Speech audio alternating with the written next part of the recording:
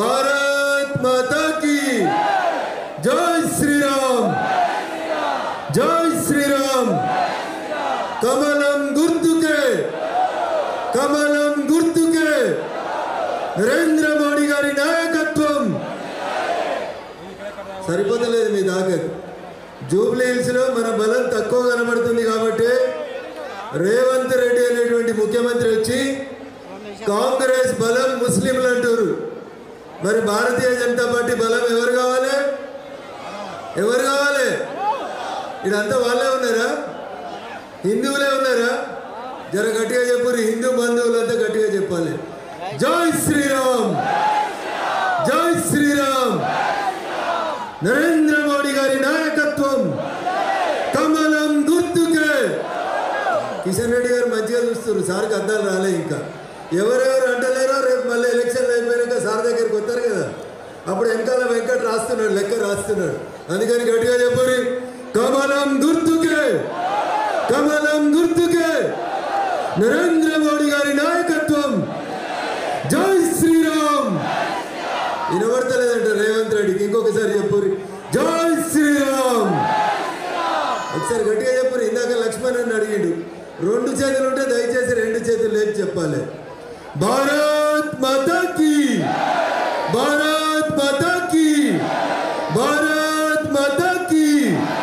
జై శ్రీరామ్ కమలం గుర్తుకే నరేంద్ర మోడీ గారి నాయకత్వం ముస్లింలు కాంగ్రెస్ బలం అయితే భారతీయ జనతా పార్టీ బలం ఎవరో ఒకసారి చెప్పాలి ఎవరు భారతీయ జనతా పార్టీ బలం ఎవరు మీరంతా హనుమంతుని కంటే గొప్ప శక్తి ఉన్నారు గట్టిగా చెప్తే రేపు రేవంత్ రెడ్డి అనేటోడు ప్రచారానికి రావడానికి భయపట్టాలి యూసుఫ్ కూడాకి ఒకసారి చెప్పండి భారతీయ జనతా పార్టీ బలం ఎవరు ముఖ్యమంత్రి సిగ్గు తప్పి కాంగ్రెస్ అంటేనే ముస్లింలు కాంగ్రెస్ బలం ముస్లింలు ఈ దేశంలో వచ్చే పైసలలో మొదటి పైసా ముస్లింలకు కావాలని వెనుకటికి మన్మోహన్ సింగ్ అనే ఎట్టి ప్రధానమంత్రి చెప్తే ఇలా ఈ రేవంత్ రెడ్డి కూడా జూబ్లీ హిల్స్ ఉప ఎన్నికలలో అదే చెప్తాడు మనకు రావాలా వద్దా పొలాలు హిందువులకు రావాలా వద్దా పెద్దమ్మ గుడికి జాగా కావాలా వద్దా మరి కబ్రస్థానికి 2500 గజాలు ఇచ్చే ధైర్యం చేసిన రేవంత్ రెడ్డి పెద్దమ్మ గుడికి 500 ఇయ్యాలా వద్దా ఇవ్వకపోతే ఏం చేయాలి 7 ఎకరాల రోగల్ బండలు 11వ తారీఖు నాడు సీరియల్ నెంబర్ 1 మీద కమలం గుర్తు మీద మనం ఒత్తుడు రేవంత్ రెడ్డి కుర్చీ కిందికి మూసీ నది నీళ్ళని తేవాలా తెస్తామనడం చేతులెత్తురి అక్క ఉందా లేదా పౌరుషం ఉందా మా అక్కలందరూ చేతులెత్తుతారా వెనకాల ఉందా లేదా మరి ఈ అక్కలు అనుకున్న తర్వాత రేవంత్ రెడ్డో మేము తుర్కోల దిక్కుంటామంటే మనం అందరం ఒక దిక్కు కావాలన్నా వద్ద ఒకసారి ఆలోచించాలి నేను మిమ్మల్ని కొట్టుమంటలేను తిట్టుమంటలేను రేవంత్ రెడ్డి ఇంటి మీద రాళ్ళేయమంటలేను ఒక్కటే ఒక్క పని చేయాలి మనందరం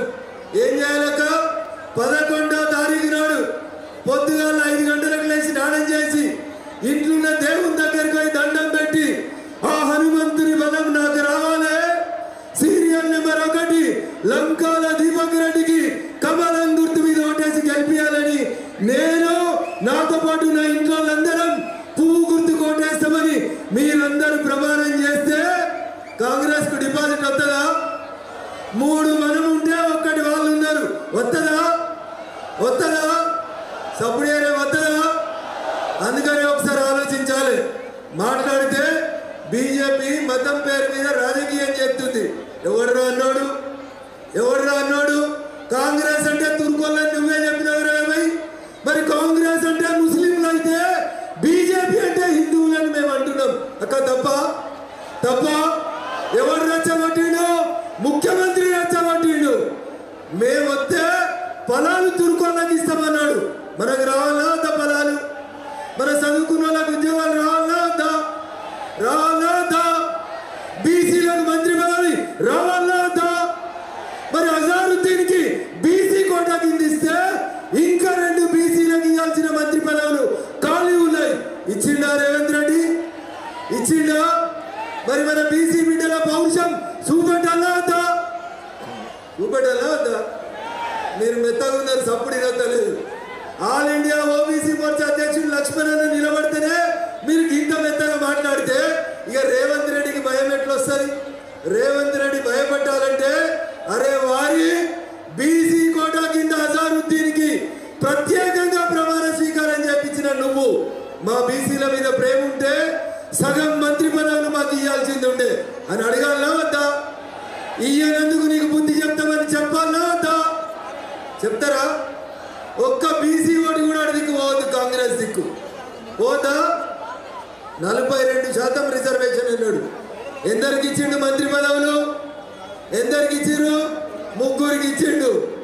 ఇవ్వాల్సింది 42% అంటే తక్కువ అంటే 8 మందికి ఇవ్వాలి. ఇవాళ 3 ఇచ్చిండు. పోనీ అజారుద్దీన్ కూడా బీసీ అనుకోండి, 4 ఇచ్చిండు. ఇంకెన్ని రావాలి? ఎన్ని రావాలి? జూబ్లీ హిల్స్ లో కాంగ్రెస్ కి డిపాజిట్ రాకపోతే ఇంకా 4 మంత్రి పదవులు లెక్క పెట్టి ఎవరికి వస్తాయి? ఎవరికి వస్తాయి?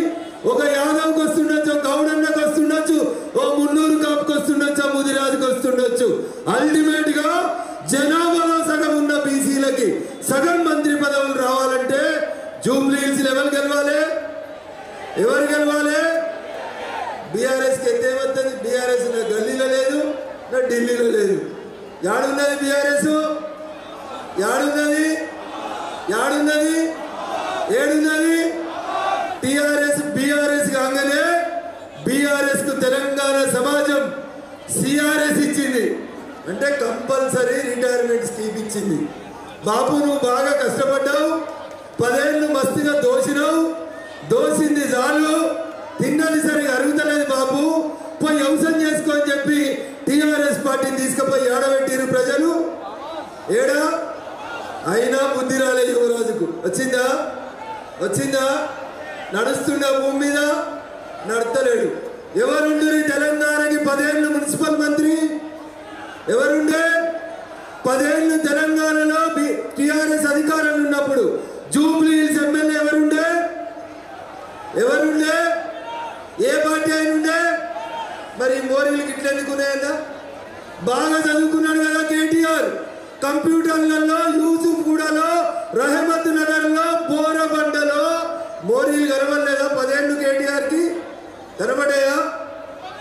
మొన్న ఎంపీ ఎలక్షన్లలోనే టీఆర్ఎస్కి 20,000 ఓట్లు రాలే. ఎన్ని రాలే? ఎన్ని రాలే? 20,000 ఓట్లు వచ్చినాయి.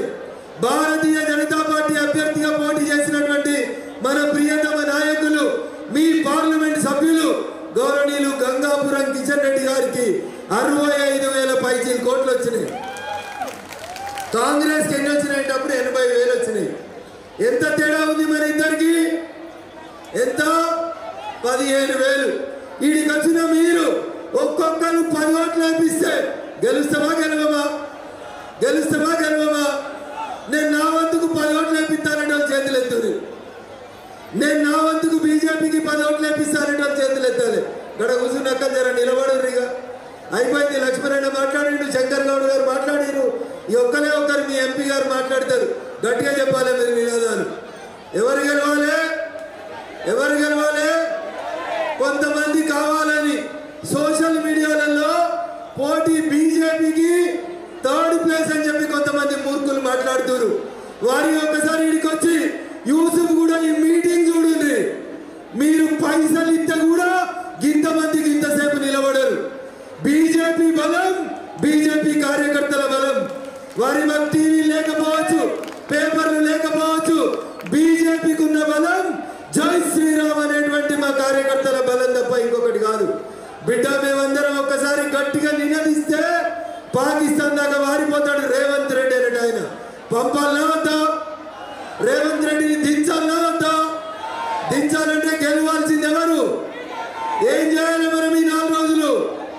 ఇంటింటికి పోయి కడుపులో తల పెట్టాలి. వాడు 3,000 ఇచ్చినా, 5,000 ఇచ్చినా, 10,000 ఇచ్చినా అవి మొత్తం దోసుకున్న పైసలే. ఇక్కడ కేవలం కార్యకర్తల కష్టంతో భారతీయ జనతా పార్టీ నరేంద్ర మోడీ గారి నాయకత్వంలో ముందుకు పోవాలంటే ఇందాక పెద్ద లక్ష్మణ్ గారు చెప్పినట్టు ఇవాళనే బీహార్లో మొదటి విడత ఎన్నికలు పూర్తయినాయి. ఇంకో 2 రోజులైతే మనతో పాటు చివరి విడత అవుతున్నాయి. ఎవరు గెలుస్తారు బీహార్లో? ఎవరు గెలుస్తారు? ఎవరికైనా డౌట్ ఉందా? ఎవరికైనా డౌట్ ఉందా? మరి దేశంలో కాశ్మీర్ నుంచి కన్యాకుమారి దాకా నరేంద్ర మోడీ గారి నాయకత్వాన్ని బలపరుస్తుంటే ఇంతమంది సీనియర్ నాయకులున్న తెలంగాణ గడ్డ మీద ఎవరి జెండా ఎగిరాలే? ఎవరి జెండా ఎగిరాలే? ఒక్కొక్కరు 30 సంవత్సరాల నుంచి పట్టిన జెండా దించకుండా ఎర్ర జెండా ఆడు, ISI ఆడు, దారు సలాం ఆడేవాడు బెదిరించిన కాషాయం జెండాను వదలని ఇన్ని వేల మంది కార్యకర్తల బలం ఉన్న భారతీయ జనతా పార్టీకి జూబ్లీ హిల్స్ లో గెలవడం కష్టమవుతుందా? అవుతుందా? కేటీఆర్ అనేటోడు ఓడిపోయినాక మాట చెప్పిండు, మేము 30 మెడికల్ కాలేజీలు పెట్టి తప్పు చేసినాం, ఇప్పుడు 30 యూట్యూబ్ ఛానళ్ళు పెడతాము అని చెప్పిండు. ఇక రోజు మీరు ఫోన్ ఆన్ చేయగానే వస్తుంది కదా, అదంతా కేటీఆర్ పైసలు ఇస్తే రాస్తున్న యూట్యూబ్ లో బ్యాచ్ తప్ప ఇంకొకటి కాదు. అందుకని 4 రోజులు సెల్ ఫోన్ కు రెస్ట్ ఇయ్యి. బాగా కష్టపడ్డారు కదా, 4 రోజులు సెల్ ఫోన్ కి రెస్ట్ ఇయ్యి. 4 నినాదాలు తీసుకోండి.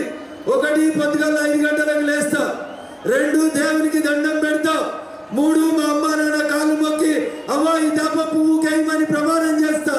నేను నా దోస్తులందరం కట్టగట్టుకొని పోయి పొద్దుగాలనే దేనికేయాలి? కమలం గుర్తుకేస్తా. ఈ 4 పనులు మీరు 11వ తారీఖు నాడు పొద్దుగాల చేస్తే గెలుపు ఎవరిదైతుంది? గెలుపు ఎవరిదైతుంది? అందుకని ఒకసారి దయచేసి మీరందరూ ఆలోచించండి. బాగా చదువుకున్న వాళ్ళు, విఘ్నులు, మేధావులు, ఒక్కొక్కరు ఇంకో 10 మందికి చెప్పగలిగేటువంటి సత్తా ఉన్నటువంటి నాయకగణం ఉన్నటువంటి పార్టీ భారతీయ జనతా పార్టీ. కాబట్టి దయచేసి వచ్చినమా మీటింగ్ విన్నామా పోయినామని కాదు, ఒక దీపం ఇంకో దీపాన్ని వెలిగించినట్టు ఇక్కడికి వచ్చిన ప్రతి ఒక్కరు మీరు ఇంకో 10 మందిని కన్విన్స్ చేయగలిగితే రఘువంత రెడ్డి కుర్చీ డిసెంబర్ 7వ తారీఖు ఎక్కిండు, డిసెంబర్ 7వ తారీఖు దిగుతాడు. దిగాలదా?